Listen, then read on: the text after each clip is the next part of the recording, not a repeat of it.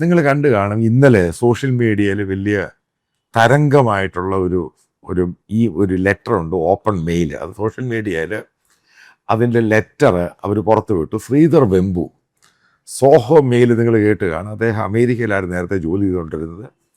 തമിഴ്നാട് തെങ്കാശി സ്വദേശിയാണ്. RSSുമായിട്ടൊക്കെ നല്ല ബന്ധമുള്ള ഒരാൾ. ഇപ്പം അത് മനസ്സിലാക്കേണ്ട, ഈ സംഭവം ഇന്നോ ഇന്നലെ ഒന്നും അല്ല നടക്കുന്നത്. കുറച്ച് ദിവസം കൊണ്ട്, കുറച്ച് മാസങ്ങൾ കൊണ്ട് ഈ സംഭവം നടന്നുകൊണ്ടിരിക്കുകയാണ്. അതാണ് അതിൻ്റെ കാരണമെന്ന് പറയുന്നത്. എന്താണ് ശ്രീധർ വെമ്പു പറയുന്നത്? ഇന്ത്യയിൽ നിന്നും അമേരിക്കയിൽ ജോലി ചെയ്യുന്ന അല്ലെങ്കിൽ അമേരിക്കൻ സിറ്റിസൺ ആയിട്ടുള്ള Indian origin CEO, chief executive officers, പല അമേരിക്കൻ കമ്പനി, അമേരിക്കൻ ജയൻസ് ആയിട്ടുള്ള പല കമ്പനികൾ, അതിൻ്റെ പല തലപ്പത്തിരിക്കുന്ന ഇന്ത്യക്കാരാണ്. അവരോടൊക്കെ പറയുന്നത് അത് മാറ്റിവെച്ചിട്ട് ഭാരത് മാതാവിനെ സേവിക്കാനായിട്ട് ഇന്ത്യയിലോട്ട് തിരിച്ചു വരാൻ.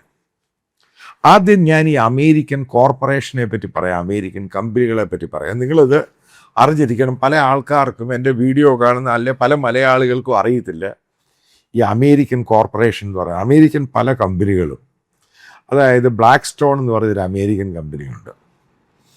അതിൻ്റെ അസറ്റ് എന്ന് പറയുന്നത് ഏകദേശം $13 ട്രില്യൺ അസറ്റ്. അതായത് അവരുടെ ആസ്തി എന്ന് പറയുന്നത്.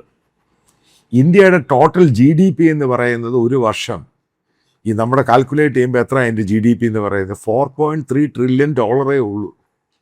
പക്ഷെ അമേരിക്കയിൽ ഒരു കമ്പനിയുടെ ആസ്തിയാണ് ഈ പറയുന്നത് 12-13 ട്രില്യൺ. എൻവിഡ, അതായത് ചിപ്പ് ഉണ്ടാക്കുന്ന കമ്പനി.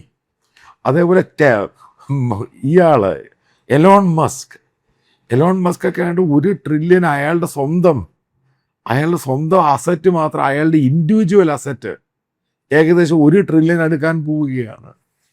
ഇതാണ് അമേരിക്കൻ ബിസിനസ് എന്ന് പറയുന്നത്. അമേരിക്കയിലുള്ള ബിസിനസ് ജയൻസ് എന്നൊക്കെ പറയുന്ന പല കമ്പനികളും, അതായത് അവരുടെ അസറ്റ് വാല്യൂ, അവരുടെ ടേൺ ഓവർ എന്നൊക്കെ പറയുന്ന ചില കമ്പനികളുടെ, അത് ഇന്ത്യയുടെ ടോട്ടൽ GDPയുടെ പകുതിയോളം വരുന്ന കമ്പനികളുണ്ട്. ഏറ്റവും കൂടുതലുള്ളത് അമേരിക്കയിലാണ്. അതാണ് അതിൻ്റെ പ്രത്യേകത എന്ന് പറയുന്നത്.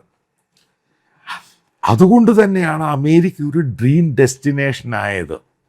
ഇനി അമേരിക്കയിലെ ടോപ്പായിട്ടുള്ള വലിയ കോർപ്പറേഷൻ, വലിയ ജയൻ്റ് ആയിട്ടുള്ള വലിയ കമ്പനികൾ, ഈ കമ്പനികൾ ഡെമോക്രാറ്റ്സ് അല്ല. വലിയൊരു ശതമാനം റിപ്പബ്ലിക്കൻ പാർട്ടിയുടെ അനുഭാവികളാണ്. ഞാൻ നേരത്തെ പല ആവർത്തി പറഞ്ഞിട്ടുണ്ട്, ഇവരെല്ലാം ഈ ഹാർഡ് കോർ ക്രിസ്ത്യൻ ഗ്രൂപ്പുകളാണ്.